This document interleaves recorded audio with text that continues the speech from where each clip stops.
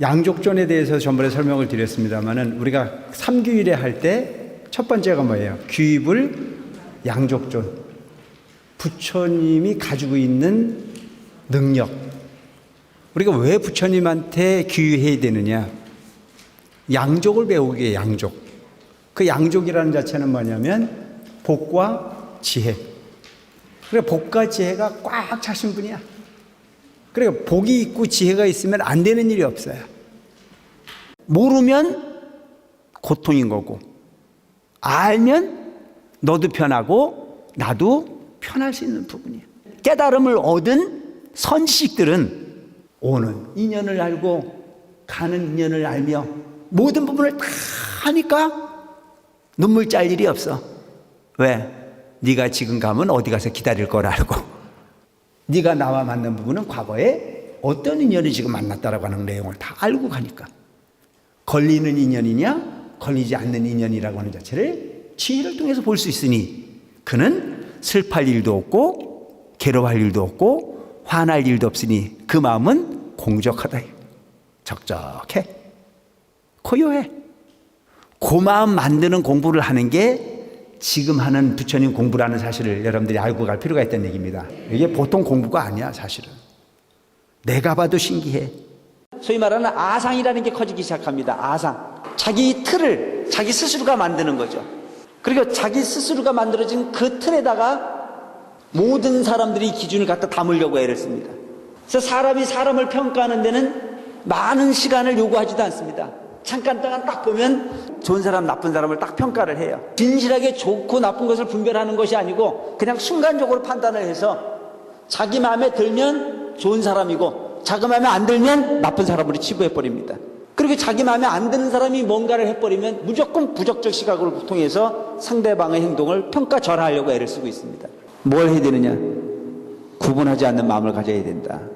잘난 것과 못난 것을 구분하지 말아야 돼. 좋은 것과 나쁜 것을 구분하지 말고 있는 그대로 봐주라 이거죠. 그는 그만한 이유가 있을 것이다라고 하는 마음으로 봐주기 시작하면 상대방을 보는 내 마음이 편안해지게 돼 있습니다. 그러니까 여러분들 우리가 기도를 할 때 어떻게 기도를 하라고 그래요? 무상, 무념. 중생이 생각하는 생각은 전부 다 욕심이거든. 습관이거든. 지식으로 만들어진 부분이거든. 그래서 그 부분을 완전히 비워야 돼. 참고로 완벽하게 깨끗하게 비우면 거기에 부처님이 청정함이 있어. 욕심이 없어. 우리는 귀로 듣는 순간에 판단이 일어나고 눈으로 보는 순간에 판단이 일어나고 코로 냄새 맡는 순간에 판단이 일어나고 입으로 맛보는 순간에 판단이 일어나고 피부로 접촉하는 순간에 판단이 일어나고 의식의 느낌에 따라서 또한 판단이 일어나는데 그걸 일컬어 우리는 뭐라고 부르냐면 번뇌라 부른다. 번뇌.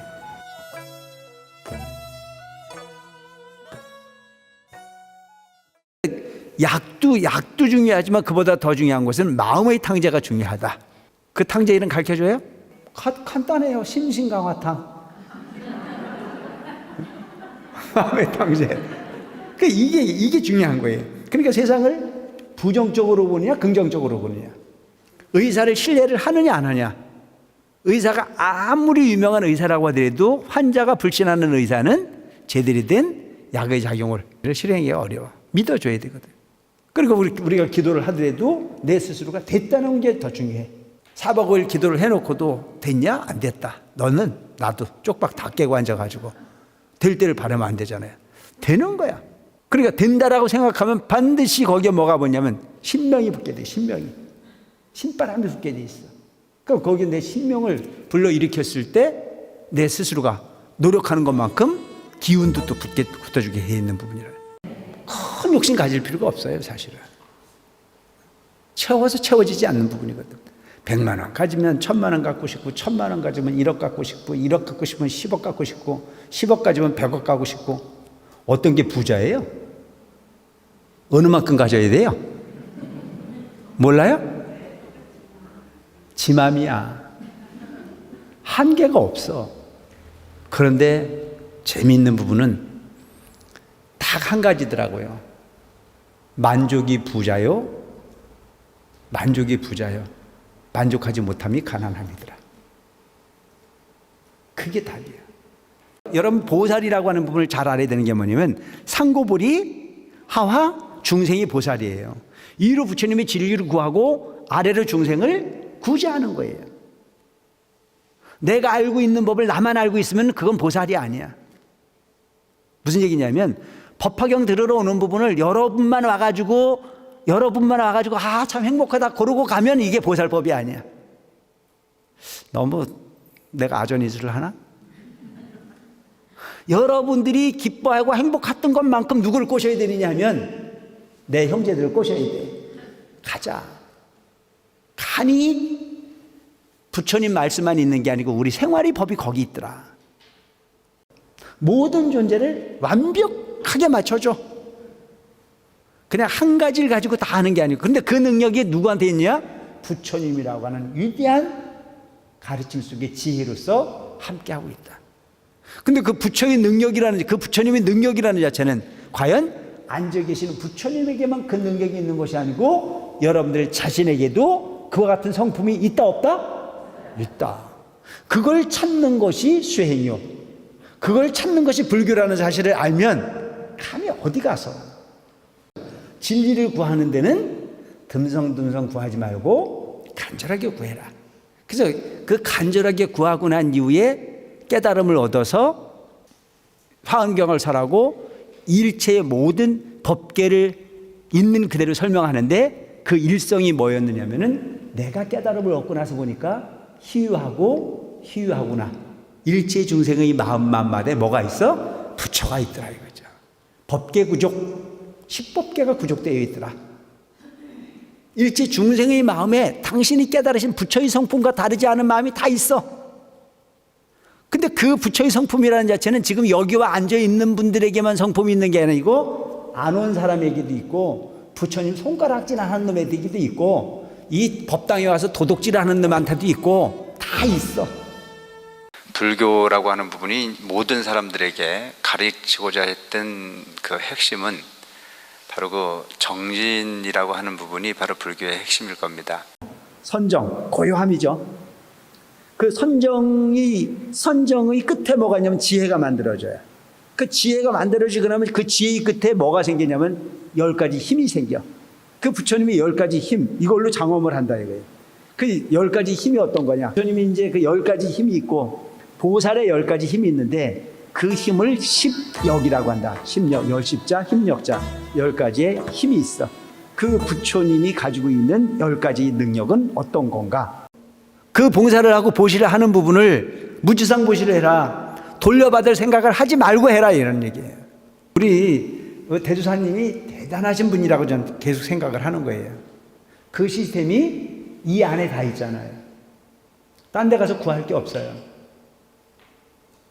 여기서 법문 듣고 여기서 기도하고 여기서 봉사하고 다 돼야 안 돼요? 돼야 안 돼요. 해요 안 해요? 그러게 여러분 보면 우리가 그 나라도 왜 이렇게 큰 나라가 있으면 무역이 필요 없다고 그러잖아요. 그곳에서 생산해서 그곳에서 소비하고 그곳에서 다 경제가 돌잖아요. 여기서 우리가 법문 듣고 여기서 관세음보살 불러서 마음을 청정하게 비우고 그래서 열반낙을 만들어낼 수 있는 구조를 만들고 근데 이런 시스템을 대주사님께서는 다 말씀하셨죠. 다 여기서 다 영가 신통력이라고 하는 게 있다고 그래요. 우리가 지금은 살아있기 때문에 오히려 더 많은 부분을 보지 못하는 부분도 많습니다. 눈에 보이는 것만을 인정하는 것 자체가 과학일 수 있고 눈에 보이는 것만을 인정하는 부분이 삶이 가장 현실적인 거이긴 하지만 그래도 그게 다가 아닌 것이 우리 현실이라고 볼 수 있는 것이죠. 예를 든다면 영가는 우리보다 의식이 9배가 밝다라고 하는 얘기가 있습니다. 9배. 우리 의식보다 9배가 밝다. 그럼 오늘날 우리는 보면 안입이 설신이라고 하는 육경의 대상을 통해서 반응하는 부분은 그만큼 늦다라고 하는 거예요. 육신이 있어서 인식하는 부분이 오히려 우리는 현실적인 부분에 그것을 아주 귀하게 받아들이는 것이 현실이긴 하지만 그런 부분이 걸림이 없을 때 훨씬 더 그 반응 자체가 살아있는 사람보다도 9배를 반응을 빨리 할 수 있는 부분의 어떤 기능을 갖고 있는 것이 영가의 힘이라고 이야기를 하더라고요. 그래 여러분 우리가 그렇게 생각하잖아요. 부처님은 부처님이고 나는 중생이잖아요. 그런 생각 안 하나요? 근데 부처님이 우리에게 가르치고자 하는 부분은 여러분들도 여기 앉을 수 있다는 얘기야. 이 자리가 누구 자리라고? 대답을 안 해. 여러분들 자리라고, 여러분들 자리. 정어인데 어가 말씀 어자죠. 말이에요, 말. 바른 생각이 나오면 당연히 말은 이쁘게 나가겠죠. 근데 나의 생각이 틀리고 잘못된 생각을 하면 나의 말은 당연히 나쁜 말, 악한 말, 그릇된 말이 나가게 되겠죠. 자, 우리 불교에서도 부드러운 말 한마디 미묘한 향이로다라는 문구가 있죠. 얼마나 아름다운 문구예요. 내가 말을 이쁘게 하는 사람들하고 친하게 지내고 싶어요. 말을 나쁘게 하는 사람들하고 친하게 지내고 싶어요. 나쁘게 하는 사람들한테는 곁에 가기 싫죠. 예, 똑같은 거예요. 바른 생각을 했을 때 바른 말이 바른 말이 나오는 것이고요. 여기서 정어는 신구의 삼업 중에서 구업, 우리가 가장 많이 짓는 구업에 해당하는 거예요. 거짓말하지 않고 이간질하지 않고 나쁜 말 하지 않고 꿈에 대는 말 하지 않고 욕설하지 않는 거.